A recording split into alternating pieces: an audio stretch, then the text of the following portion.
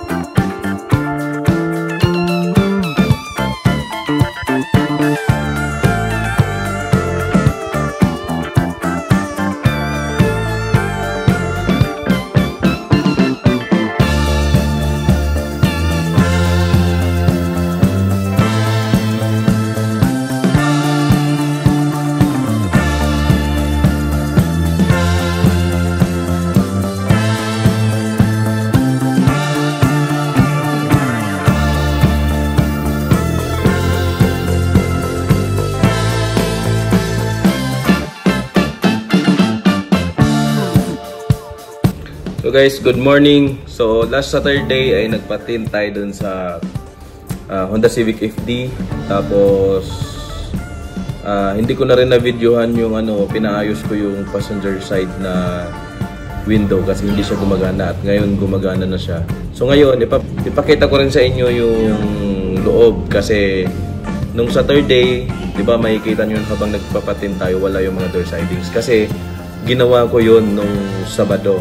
So ngayon, ipapakita ko sa inyo yung loob kung gaano kaganda kasi yung upuan, pinagawan ko ng seat cover sa mga tao ko dito sa shop. At yung sidings na ikabit na rin. Okay, so papakita ko sa inyo guys. So guys, dadagdag ko na rin, yung tint pala na pinalagay ko dito is, ang brand niya is Lumina. Okay? So ang Lumina, based on my experience, is hindi siya ganun tumatagal. So, yung mga sasakyan ko kasi dati, Lumina yung nilagay ko. So, based on experience, since yung mga sasakyan ko na yun is naka-grab, so everyday kina-car wash. Okay? So, yun lang naman ang nagpapabilis na magkupas ng tint, yung laging napapahiran ng car wash boy pag nililinisan yung salamin, yan. So ang price nung Lumina is pinakamura na yun 2,200 pesos. So naka-promo siya. So dalawang shop yung pinuntahan ko. Yung una, yung pinuntahan ko yung sa may Congressional, yung sa may Platinum, yung pinalagyan ko ng Montero dati, at doon kay MBN. So doon ako nagpalagay kasi dalawa yung nagtitint doon. At kayang-kayang tapusin. Late na rin kasi akong pumunta. So, ang pinalagay ko is yung mga side is super black and yung windshield is medium. Okay? So, ngayon kailangan ko siyang ibilad para mas lumapat yung adhesive ng tint at mawala yung mga bubbles ng konti, yung mga parang tulog-tulog na bubbles. Kailangan kasi painitan talaga yung bagong tint. So, kaya ako nag-decide na ipatint siya. Yung dating owner kasi, tinanggalan niya ng tint. Tapos, ang dami pang bakas ng mga adhesive dun sa salamin. Madumi siyang tingnan. So, ang dugyot niyang tingnan pag nasa loob ka. Kasi parang may mga mapa-mapa ng mga adhesive. Kaya nag-decide ako na ipatint ko na. Gusto ko sana clear lang. Yun nga lang, ang daming dumi nung adhesive nung tint dati. Kaya pinatanggal ko at pinatint ko. Okay? So, 2,200 pesos. Bago pa kayo magtanong yan, sagutin ko na kasi minsan hindi ako nakakasagot sa comments kasi sobrang busy ako dito sa shop. Guys, dito tayo sa shop. At ito, papakita ko lang sa inyo. Yan, so nakatint na yan. Yan. So ito, papakita ko sa inyo kung gaano kaganda yung lapat ng seat cover natin dito. So dito tayo nga sa shop, Seat Avenue Upholstery Shop. Yan. So ito, yan o. So yan yung seat cover na nilagay natin dito sa Civic FD. Original design. So ang nilagay kong stitches dito is gray. Yan, para meron naman siya konting accent, 'di ba? Ng ano. Ayan, perfect yan. So tapos yung steering wheel, yan yung ginawa natin last time. Center console. So ito yung ginawa ko. Yung mga door sidings niya. Yan o. Kasi nung nakaraan sobrang dumi na nito, 'di ba? Yung fabric niya. Yan yung door sidings niya. Yung sa kabila. Ayan. Tapos yung doon sa driver side, yun yung pinaka sobrang dumi na.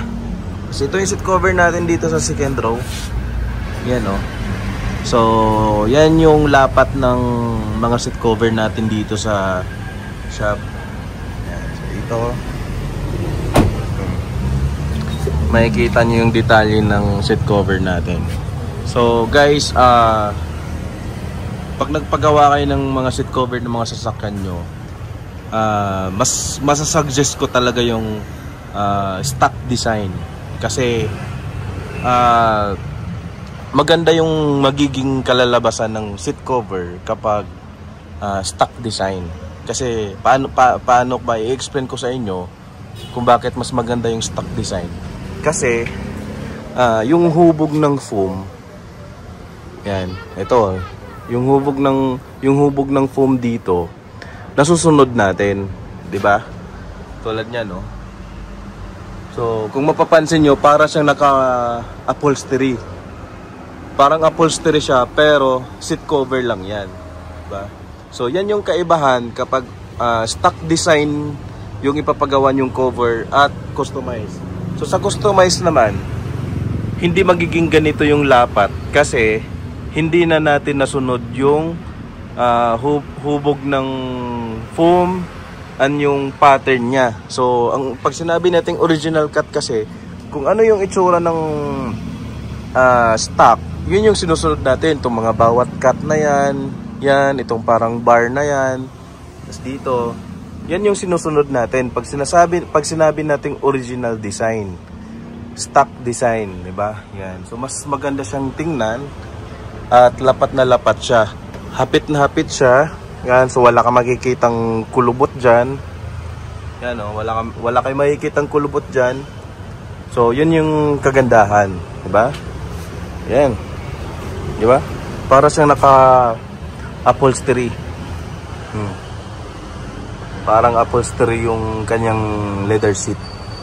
Pero, cover lang siya. Diba? So, yan. Pinakita ko lang sa inyo to. Dito tayo sa kabila.